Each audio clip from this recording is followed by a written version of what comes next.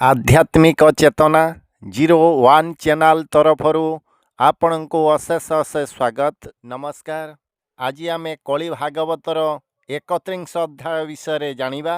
नमई सत्यनारायण तुम्बर पादे मुशरण दयासागर आदि मूल तुम्बर खेल तुम्बे खेल न जाने धर्म मा प्रवृत्ति न जाने अधर्म निवृत्ति मोर किछि दोष नाही सकल घटे भावग्राही यथा नियुक्त करू तुही ताहा मु सिना करुथाई एणु सकल कर्म फल तुम्बर सिना आदि मूल कहई मन दंडधारी चैतन्य चंद्र पाद धरी पुरुष सिंह चैतन्य गिरी गुहारे करे स्नान काम्यादि करी कि संहार करम हृदय कंदर आग पछे तो नमस्कार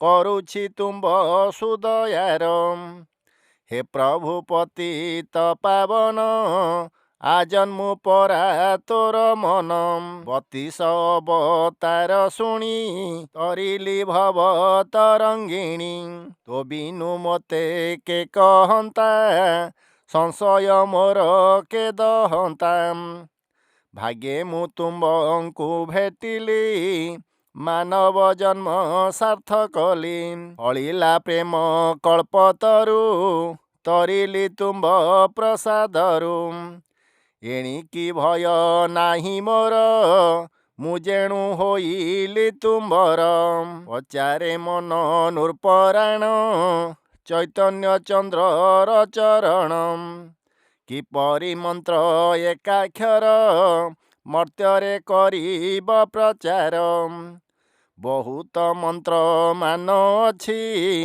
मन एथिरे न बळुछि समर्थ बेले एही सत निर्जोर बेले विपरीत प्राण प्रयाण समयर नथिब कोटि ए विचार एकई विचारटी जेही सेतिकी बेल कुमा गई कफ भात पीत ए तिनी रुंधिबे बेल काल जानी सेई समये जाकु मोही दूड़े धरी पारिबई बेलहु मते कही दिय मोरे तुम्बर जदि प्रिय बड़ी बेलकु बंध मोही केबे तो बांधी न पारई बेल थाउ थाउ मु बंध बांधिबी केने हे गोविंद समस्त बेले संग जेही तांकु धरिले भय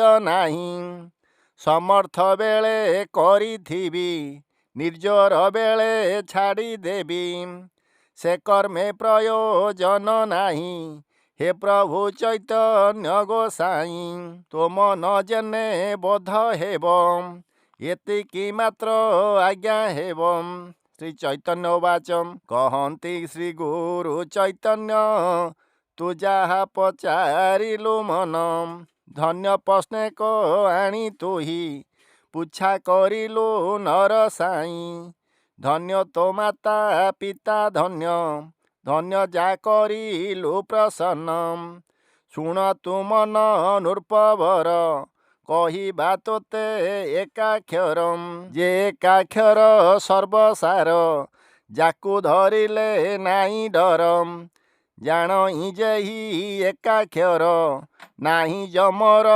अधिकारम जे एकाक्षर जानी थाई से निश्चय हरि की भेटई जे एकाक्षर सर्वशुभ हर ब्रह्मांकु जे दुर्लभम जे एकाक्षर शोक शून्य रही अशोक काननम जे एकाक्षर को जानई असत्य ताहार न थाई एकाक्षर रे जार प्रिय केबे न हुए से निर्भयम एकाक्षर रे जार चित्त से किंपा होइब शांतम ଏକାକ୍ଷରରେ ଯାର ଭାବ ସେ କିମ୍ପା ପ୍ରାଣୀ କି ଦଣ୍ଡିବ। ଏକାକ୍ଷରରେ ଯାର ଶ୍ରଦ୍ଧା ନାହିଁ ତା ପ୍ରଳୟର ବାଧା। ଏକାକ୍ଷରରେ ଯାର ଭାବ ତାହାର ନାଇଁ ମାୟା ଲାଭ।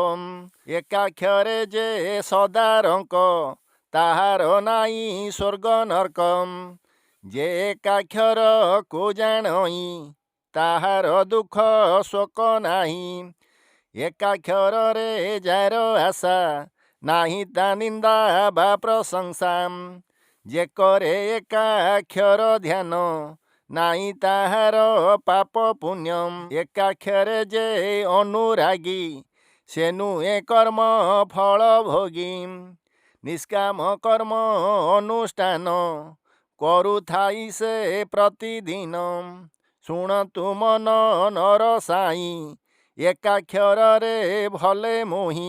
ଏବେ ତୁ ଏକାକ୍ଷର ଶୁଣ କହିବା ପ୍ରଚ୍ଛିନ୍ନ କରିଣ। ଅଦ୍ୱୈତ ବ୍ରହ୍ମ ଯେ ଅଟନ୍ତି ଜଗତ ବ୍ୟାପକ ହୋଇଛନ୍ତି। ତାଙ୍କ ନଥିବା ସ୍ଥାନ ନାହିଁ ଶୁଣନ୍ତୁ ମନ ନର ସାଇଁ। ଉଡ଼ା ବୁଡ଼ା ଚଳ ଚଳ ସର୍ବବ୍ୟାପକ ଆଦିମୂଳ। ଯହିଁରେ ନାମ ତହିଁ ବ୍ରହ୍ମ ଏକଥା କେ କରିବ ଆନ।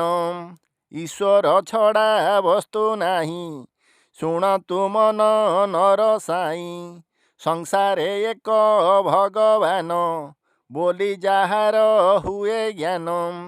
ସମତା ଦୃଷ୍ଟି ତାକୁ କହି ଅଦ୍ୱୈତ ଦ୍ୱୈତ ତାର ନାହିଁ। ଏ ଜ୍ଞାନ ସେ ବୋଲି ଜାଣି ଏହାକୁ ଏକାକ୍ଷର ଭଣି। ଏ ଜ୍ଞାନ ଯାହାର ପ୍ରକାଶ ଶୁଣନ୍ତୁ ମନ ନର ଈଶ। ଯେଣିକି ଚାହୁଁଥାଏ ସେହି ଈଶ୍ୱର ଛଡ଼ା କିଛି ନାହିଁ। ନେତ୍ର ବୁଜିଲେ ହୃଦୟର ଉଇଁ ଆସନ୍ତି ଶ୍ରୀଧର। ତାହାର ଶତ୍ରୁ ମିତ୍ର ନାହିଁ ଦୁଃଖ ଶୋକ ବା ଥିବ କାହିଁ। ନଥାଇ ମାନ ଅପମାନ ନଥାଇ ପାପ ବା ପୁଣ୍ୟ। ଶୁଣନ୍ତୁ ମନ ନର ନାଥ ହିଂସାତ୍ମକ ବିପରୀତ। କ୍ରୋଧ ଯେ କୁଟିଳ କପଟ ଏ ସର୍ବତାର ହୁଏ ନଷ୍ଟ। ପ୍ରକୃତି ବସେ ସେ ନଥାନ୍ତି ପ୍ରକୃତି ତାଙ୍କ ବସେ ଥାନ୍ତି। ପ୍ରକୃତି ଯେଣୁ ନାଇଁ ତାର ଜୀବ ପରମ ଏକାକ୍ଷର। ମତି ଚଞ୍ଚଳ ତାର ନାହିଁ ସଦା ଆନନ୍ଦ ଶୁଦ୍ଧ ଦେଇ। ସତ୍ୟ ଧର୍ମ ଯେ ଦୟା ଜ୍ଞାନ ବଡ଼ଇ ତାର ଦିନୁ ଦିନ। ଅହିଂସା ଶାନ୍ତ ଉଦେ ହୋଇ ଶୁଣନ୍ତୁ ମନ ନର ସାଇଁ। ଈଶ୍ୱର ତାର ଭିନ୍ନ ନାହିଁ ଅଦ୍ୱୈତ ସୂତ୍ର ଏ ଅଟଇ। ମାନବ ସମୂହରେ ଯାର ଉଦୟ ହୁଏ ଏକାକ୍ଷର। ଧନ୍ୟ ତାହାର ନର ଦେହି ପର ଆପଣା ଯାର ନାହିଁ। ଶୁଣନ୍ତୁ ମନ ନର ଈଶ ସକଳ ସିଦ୍ଧି ତାର ପାଶ। କହନ୍ତି ପ୍ରଭୁ ଚୈତନ୍ୟ ସାବଧାନେ ତୁ ଶୁଣ ମନ। ଯହିଁ ପ୍ରସନ୍ନ ଲକ୍ଷ୍ମୀଧବ ତାହାକୁ କି ଥାଇ ଅପୂର୍ବ। ଶୁଣନ୍ତୁ ମନ ମହିପାଳ କର୍ମ କରିଲେ ସିନା ଫଳ। ନିତ୍ୟ କହିଲେ ଖଣ୍ଡ ଖଣ୍ଡ ମିଠା କି ହୋଇପାରେ ତୁଣ୍ଡ। ଚାଖିଲେ ମିଠା ଜାଣିପାରେ କି ହେବ କହିଲେ ମୁଖରେ। ମୁଖେ କହିଲେ ଏକାକ୍ଷର ସଂଶୟ କାହିଁ ହେବ ଦୂର। ଅନୁଭବରେ ସିନା ଜାଣି କି କାର୍ଯ୍ୟ ବଚନରେ ଭଣି। ଏକାକ୍ଷର ବୋଲି କହିବେ ଉଦୟ ବେଳେ ବଣା ହେବେ। ଏକରୁ ଖେରିଲା ସଂସାର ତେଣୁ ତା ମନ ଏକାକ୍ଷର। ଗୁରୁ କହିଲେ ସିନା ଜାଣି ଅଦ୍ୱୈତ ସକଳ ସହଣି। ସାତ କୁମ୍ଭ ମାଟି ପଥର କରଇ ସମାନ ବ୍ୟବହାର। ଗୁରୁ ଏଥିବେ ବା ତ୍ୟାଗୀ ହେବ ତାଙ୍କର ଶରଣ ସେବିବ ଗୁରୁଙ୍କୁ କରିବ ପୂଜନ କୂଳରେ କିସ ପ୍ରୟୋଜନ। ଶୁଣ ତୁ ମନ ନରପତି ଯାଖ୍ୟାତି କହେ ବେଦପତି ତତ୍ୱରେ ଜାତି ଭିନ୍ନ ନାହିଁ ସକଳ ସମାନ ଅଟଇ। ଏଣୁ କହୁଛି ତୋତେ ମନ ଗୁଣକୁ କରିବ ପୂଜନ। ଶୁଣ ତୁ ମନ ଦଣ୍ଡଧାରୀ କହିବା ଏକାକ୍ଷର ଠାରି ବିନ୍ଦୁର ତଳେ ଅର୍ଦ୍ଧ ଥିବ ଅର୍ଦ୍ଧ ତଳରେ ବିନ୍ଦୁ ଥିବ ବିନ୍ଦୁକୁ ଲଗାଇ ଥକାର ବୁଝିଲେ ଏହି ଏକାକ୍ଷର।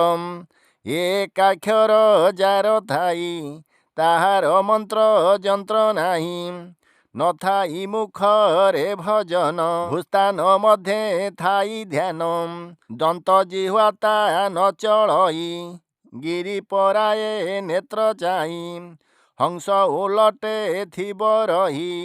ଶୁଣ ତୁ ମନ ନର ସାଇ ପରମ କହେ ସଁ ଜୀବ କଇ ହଁ ଦୁଇ ଅୟୁତ 16 ଶତ ଏକାକ୍ଷର ଯେ ଏହି ସୂତ୍ର ଗୁରୁ କହିଲେ ଜାଣି ତାହା ନୋଇଲେ ସିନା ଭାଁ ଏକ ଅକ୍ଷର ସିନା ଏକରେ ଏକ ଦେଇ ଦେଖ ଆଧାର ସ୍ୱାଧିଷ୍ଠାନ ମଣି ପୁରକୁ ବେଗେ ଆଣ ଟାଣି ମଣିପୁରକୁ ଅନାହତ ଟେକି ବିଶୁଦ୍ଧେ କର ସ୍ଥିତ ବିଶୁଦ୍ଧ ଠାରୁ ଆଜ୍ଞା ଚକ୍ର ସୂତ୍ରେ ଟେକ ନ କରି ବକ୍ର ସହସ୍ରା ଚକ୍ରେ ଦେଖ ଯାଇ ଏକରୁ ଆଉ ଦୁଇ ନାହିଁ ଏ ମଧ୍ୟ ଏକାକ୍ଷର କହି ସାଧନା ସୂତ୍ର ଏ